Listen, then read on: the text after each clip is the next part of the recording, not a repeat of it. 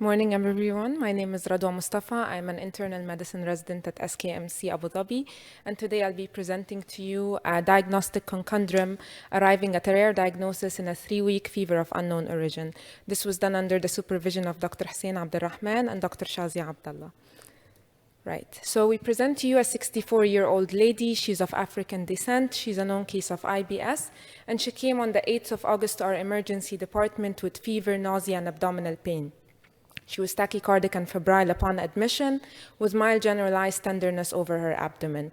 Her investigation showed leukocytosis with neutrophilia, CRP of 273, and a CT abdomen pelvis with contrast showing mild wall edema along with fat stranding and minimal free fluid.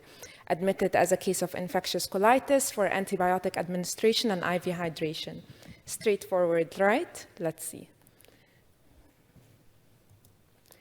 A stool GI panel along with stool cultures, C. diff, ova, and parasite, along with stool calprotectin were sent and all came back negative. At this point, we consulted gastroenterology in view of the CT findings. A sigmoidoscopy was performed, showing, as you can see here, let's see if this works, yeah, normal mucosa and normal vasculature pattern. A sigmoid biopsy was obtained, which later came back unremarkable for any acute inflammation, granulomas, or malignancy. 1 week into this patient's hospital stay, you'd be expecting this patient to be going home, right? Unfortunately, our patient is still spiking fever, still tachycardic, unable to keep any food down, not mobilizing. So far, she's received 5 days of ciprofloxacin and 3 days of tigacycline. As you can see, not a single day without a spike of fever. As for her labs, she's having leukocytosis with neutrophilia and thrombocytosis, mildly deranged LFTs, a negative procal, normal lactic acid, and no growth on blood or urine cultures. CRP fluctuating between 250s to 300. We consulted infectious disease unit, and in view of her unresolving symptoms and persistently high inflammatory markers, the decision was to stop antibiotics. At this point, we knew we were dealing with fever of unknown origin, and the following infectious workup was sent during her hospital stay, all of which came back negative. And then we started thinking, could this be a malignancy in view of her age and elevated CRP?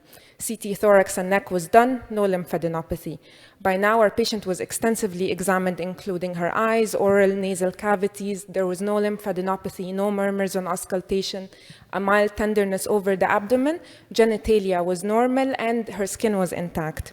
We consulted our hematologist, who kindly agreed to perform a biopsy, and as you can see, it was unremarkable, flow cytometry and cultures. And then we spoke to radiology. So we actually sent a request for a PET scan, and as we were waiting for the insurance approval, we spoke to our radiologist. Is there any other imaging modality we can go for? Our patient is still sick. We receive a call a few hours later from our radiologist, as you can see here, denoted by the red arrow. There is mild circumferential thickening around the aorta, and there is a picture for comparison of a patient of the same age without the circumferential thickening. I'll show you a quick video. So this is showing how extensive the involvement was. This was seen in the abdominal aorta, extending all the way down to the celiac and mesenteric bifurcation.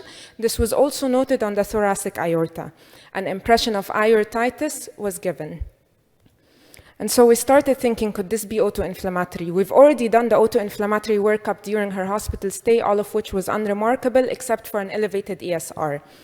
We consulted our rheumatologist, and as per their expert opinion, large cell vasculitis cannot be ruled out, as ESR and CRP would be the only elevated markers if we're actually dealing with large cell vasculitis. And so we were between Takayasu and giant cell arteritis. As for Takayasu, our patient did not really fall into the age group. It's usually younger females below the age of 40. This is a pulseless disease. Our patient had equal, beautiful pulses, no discrepancy in blood pressure. She did not have hypertension, which would be suggestive of renal artery stenosis. In regards to GCA, our patient did fall in the age group. However, she did not have any cranial signs and symptoms. No headache, no temporal tenderness, no jaw claudication, no visual loss. She also did not have any proximal muscle weakness, which would be suggestive of polymyalgia rheumatica. So far, we know that the thoracic and the abdominal aorta are involved, but we don't have a clear picture of the aortic arch and its great vessels. And this would go in favor of GCA. And so after consultation of the vascular radiologists, a decision was to proceed with MR angiography. MDT meeting was conducted in the presence of internal medicine, rheumatology, infectious disease, and vascular radiology. MR angiography did reveal involvement of the aortic arch and its major branches. As you can see here, I'll show you a more zoomed in picture. So as you can see, this is circumferential thickening around the aortic arch. And here is a clarification. Diagnosis of extracranial GCA was made. Our patient was commenced on a 3-day course of 250 milligram IV methylpred. In a matter of 3 days, our patient is out of bed, no longer nauseated, abdominal pain has resolved, her fever has resolved. As you can see here, denoted by the arrow, within 24 hours, no more spikes of fever. This was actually wonderful to see. And her CRP coming down to almost normal. Our patient was happy to be discharged on 40 milligram of prednisolone, followed by a tapering course and possible consideration of a glucocorticoid-sparing agent along the line.